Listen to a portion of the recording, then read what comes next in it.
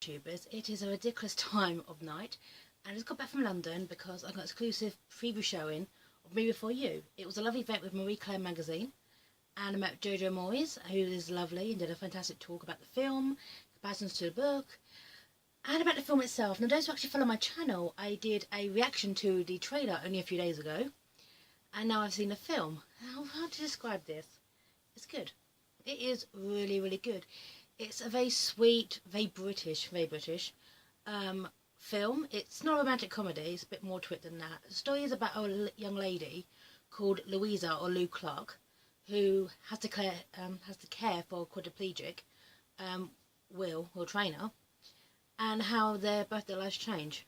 And there's a countdown to this, and I won't go spoil it for anyone, but in the book there's a very kind of gritty undertone about what is really going on compared to Louisa's natural enthusiasm for life, even though she's not really been out of her hometown, but she's very enthusiastic about life, but she hasn't really explored it. And Will, who had a fantastic life, and now he's quadriplegic. Yeah, so it's good. Now, running out the cast, we have Charles Dance and Janet McTeer as the parents, who kind of add a lot of gravitas to this. It's a very, very stunning, beautiful film. But, yeah, there is a but here. It really, really falls apart in the third act, but I'll get to that second. When they first meet, as a lot of romantic comedies go, Louisa's all natural enthusiasm and yay for life. Will is the natural, I hate life, I'm a cynic, I'm a quadriplegic, get away from me kind of thing. Until they break through the barriers and they connect and they become friends and more than friends, and they start to explore the world and each other. And yeah, that's the part of the film that I loved. Just these two people connecting. Now, a lot of romantic comedies feel forced.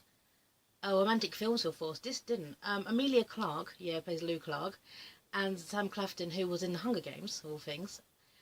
They have this very, very natural chemistry. It never feels forced. It's very organic, their blossoming relationship. Now, Emilia Clarke, I'm going to give you some dues. You need to get a BAFTA just right now. Hopefully even Academy Award nomination for this. You were astounding. Now, I watched you in Game of Thrones. I don't know if you're ever going to see this. I watched you in Game of Thrones, and everyone who watches Game of Thrones knows she plays Daenerys Targaryen. You were amazing in this. You were the highlight. You kind of, if you hadn't done a good job, the film would have fallen apart, but you're the one who kept it going. You kept the momentum. So I'm saluting you for that. And you were, you were really, really good. And unless you really thought about it, you'd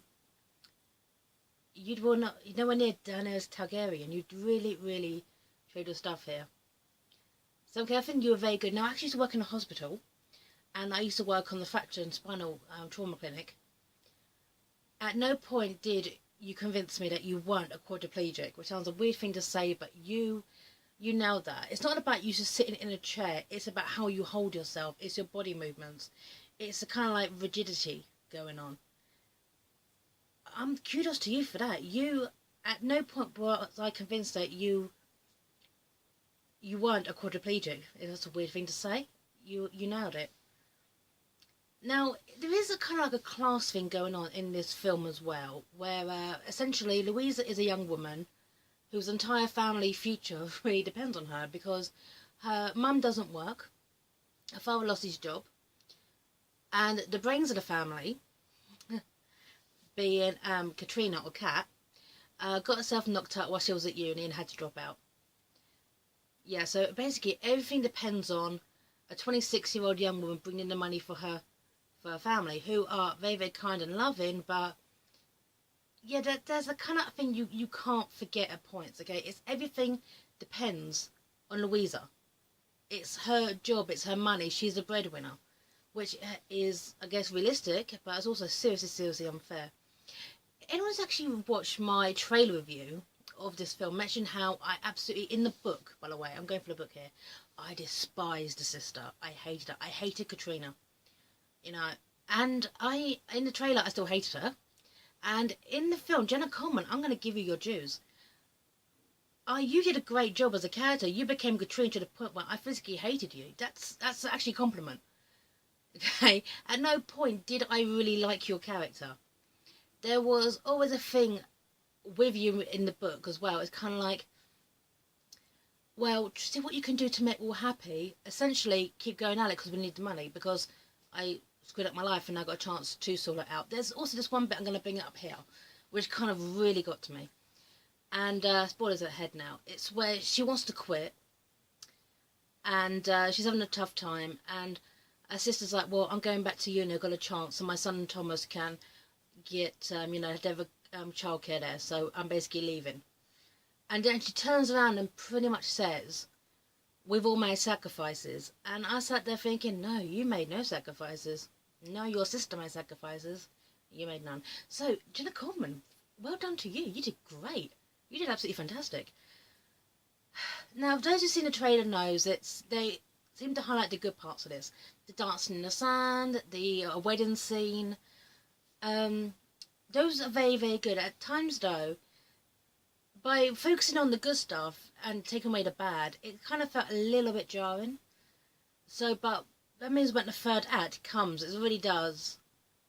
In the book, it's hinted at, but in the third act, it packs more of a punch. But I kind of felt we needed a bit more of the undertone that the book has. Great performances, though.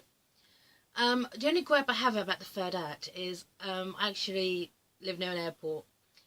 I'm not going to ruin this now. It's just a stupid gripe, okay?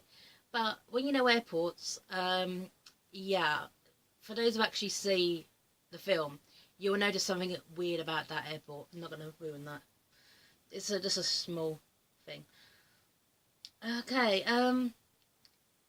so I am giving this film its dues. It's a good film. It's a warm film. It's a very British film. Jojo Moyes actually adapted the screenplay and took out things that, you know, just kind of moved the plot along. I hope maybe there'd be extended edition on Blu-ray, because I would just like to see a bit more of this world that Louisa inhabits. There is some plot with the boyfriend. That is kind of like a driving thing in the book, because his name is Patrick and he's a dick. That's the best way to put it, but you see for yourself when you actually watch the film. So, first of all, Jojo Moyes, you did a fantastic job adapting this to screenplay. Every single actor did a fantastic job in this film. I can't think of a bad performance for anyone, so you did brilliantly with that. Marie Claire, thank you so much for putting me on the waiting list and giving me a ticket, which I found out at 4 o'clock today, and the thing started at 6:30. Thank you for the Charlotte Hotel in London, because it was an amazing event, and for this beautiful private screening.